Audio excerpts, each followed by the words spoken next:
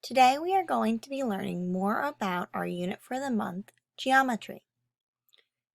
Today your goal is to be able to identify angles on a shape. Let's recap. Yesterday you learned how to describe plane shapes using new math vocabulary words. Today you will be able to identify the angles on a shape. What is an angle? An angle is formed by two rays that share an endpoint. Plane shapes have angles formed by two line segments that share an endpoint. The shared endpoint is called a vertex. So let's look at this closely. An angle, we have two rays, they said. Remember, a ray is like a ray of sun. You have an endpoint and then a line going out forever. Then you could also have an angle formed on a shape with line segments. Line segments have an endpoint here at one corner and an endpoint here at the other corner. So you have one line segment, two line segments, three line segments, four line segments. We also noticed that when I described the new vocabulary word, we have vertex. Vertex is this point. It's when you have two line segments or rays that are sharing. So here is your vertex. Then we have here a vertex, here a vertex, here a vertex, here a vertex. So we added two more math vocabulary words to ones that we already spoke about yesterday. Remember, a ray is an endpoint, and then the other direction goes on forever. Then you have an endpoint, which is this dot. When you have two of them raised together, it's called a vertex. Then you have line segments that have an endpoint, and a straight line. The only one that you don't see here is a line. Remember, a line has two arrows on both sides, and it goes on forever. There are three types of angles that we're going to be focusing on today. We have a right angle, an acute angle, and an obtuse angle. If you notice, all three shapes are the same. That means shapes can have different angles within them. The first thing you're going to notice is that a right angle always has a little square in the corner. That's how you identify a right angle, is it forms almost like an L, which is that corner that you see on most of your papers. Now, for you to know it's a right angle, they have to put this little box in the corner. That shows that it forms a square corner. Then you have some angles that are going to be less than a right angle. They're called acute, or less than a right angle. Notice, we're focusing just on this one angle of the shape. This is the only angle on the shape that is less than a right angle. We know this because it is less than a square corner. So if I was to make the letter L, I would notice that this corner is less than an L. The last angle we are going to talk about today is an obtuse angle. This is an angle that is greater than a right angle. So again, we're just focusing on the one corner of the shape. This corner shows an obtuse angle. The obtuse angle is greater than a right angle. That means when I would make my L, this corner would be greater or bigger than my L. So we have a right angle, an acute, which is less than a right angle, or an obtuse angle, which is greater than a right angle. Let's practice on some shapes over here. So there are three shapes over on this slide. When I look at the three shapes, I notice that they labeled the angle we need to look at with something blue.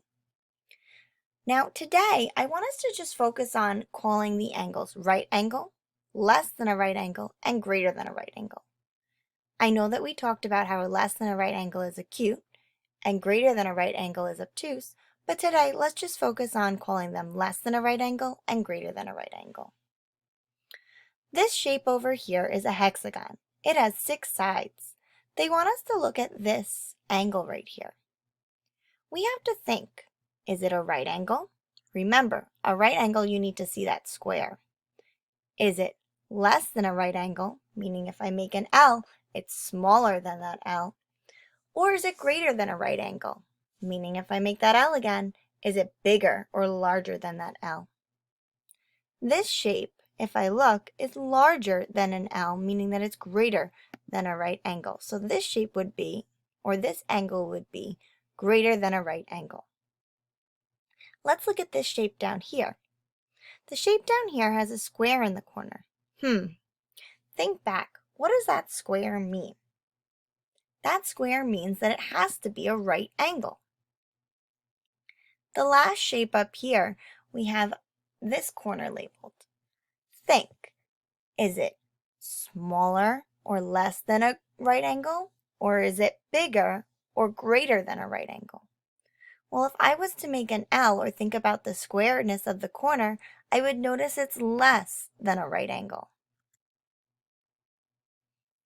Greater than, less than, right angle. Let's practice some more. Again, we're labeling our angles, right angle, less than a right angle, or greater than a right angle. Let's look at this one. We're looking in this corner right here. What kind of angle is formed in that corner? Let's think about it. A right corner makes that L shape. It's square. Do we have less than, greater than, or a right angle? Well, I know it can't be a right angle because there's no square in the corner. When there's no square, it cannot be a right angle. So now I have to think, is it less than or greater than? Well, looking at it, I can see that it's less than an L, so it has to be less than a right angle. Looking at this shape up here, I notice there's a square. Well, that's pretty easy. We know that it has to be a right angle. Then our last shape over here, we have a pentagon. It has 5 sides, which makes it a pentagon. Over here in the corner, well, there's no square, so we know it can't be a right angle. And I'm looking at it, and it looks greater than a right angle.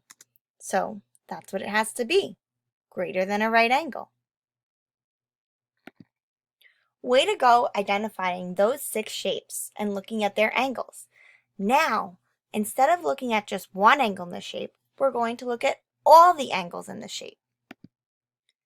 If I was going to label all the angles in this shape, I would have to look at them. Well, let's see. How many angles are a right angle? Well, I see 1, 2, 3. I see 3 angles that have that box, which makes it a right angle. How many are less than a right angle? Well, we already identified these three angles. Now we have to look at this one and that one.